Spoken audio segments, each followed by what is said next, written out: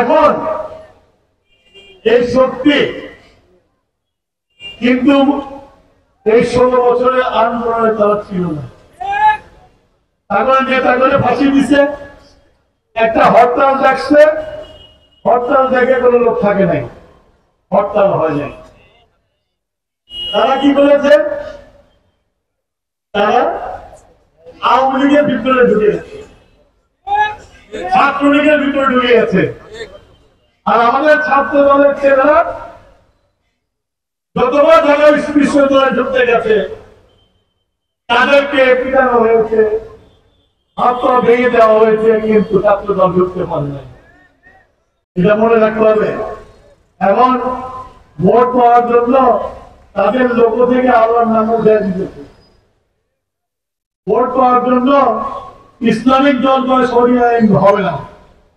তাহলে ইসলামিক দল কি? নানান রকমের ভণ্ডামি করতেছে। আমি ঢাকাতে শাহজাহানপুরে পূজা মন্ত্রে যে ওই দলের লোক গীতাও পাঠ করেছে।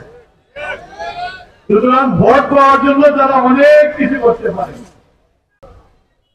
এই ঘাপটি মেরে থেকে নির্বাচনে জয়লাভ করে সরকার গঠন করবে, এই স্বপ্ন তারা দেখছে। তার কারণ আছে, তারা এই ছাত্র জনতার গণঅভ্যুত্থানের পরে বিভিন্ন প্রতিষ্ঠান তারা দখল করে নিয়েছে।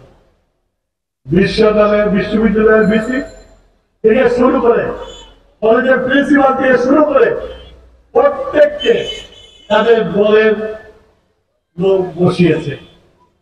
যেটা একটা প্রমাণ। 7ই মার্চের ভাষণ স্বাধীনতার ভাষণ ছিল না। স্বাধীনতার ভাষণ ছিল পাকিস্তান রক্ষার ভাষণ। সেই জন্য বক্তৃতার শেষে বলেছিল, জয় পাকিস্তান, জয় বাংলা, জয় পাকিস্তান।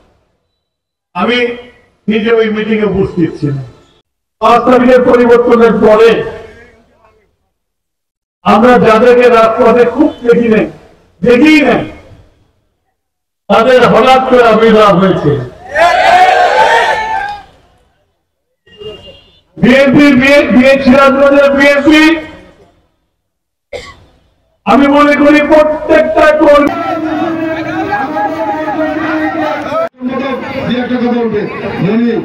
আমার সিনিয়র যুগ্ম সাধারণ সম্পাদক এবং সাবেক ধন্যবাদ। আপনারা একটু বসে যান,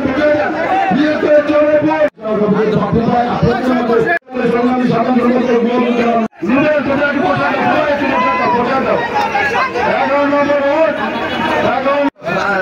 সাধারণ সম্পাদক আজকের এই আলোচনা সভা প্রধান অতিথি হিসাবে উপস্থিত থাকবেন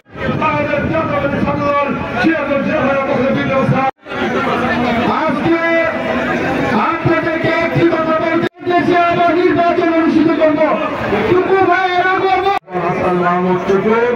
আজকের এই অনুষ্ঠানের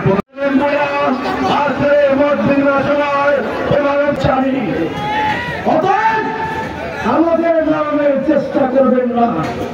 ইসলামের ধোঁকা দিয়ে, ধর্মের দোহাই দিয়ে মানুষের কাছে ভোট নিতে পারেন।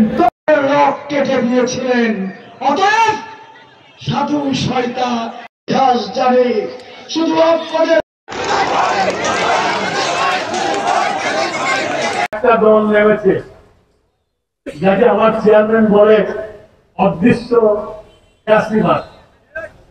সেই এক অদৃশ্য ফ্যাসিবাদের তাদের যে ভাষা, তারা বলতে চায়, যারা মুক্তিযুদ্ধের সময় বিরোধিতা করেছিল, পাকিস্তানের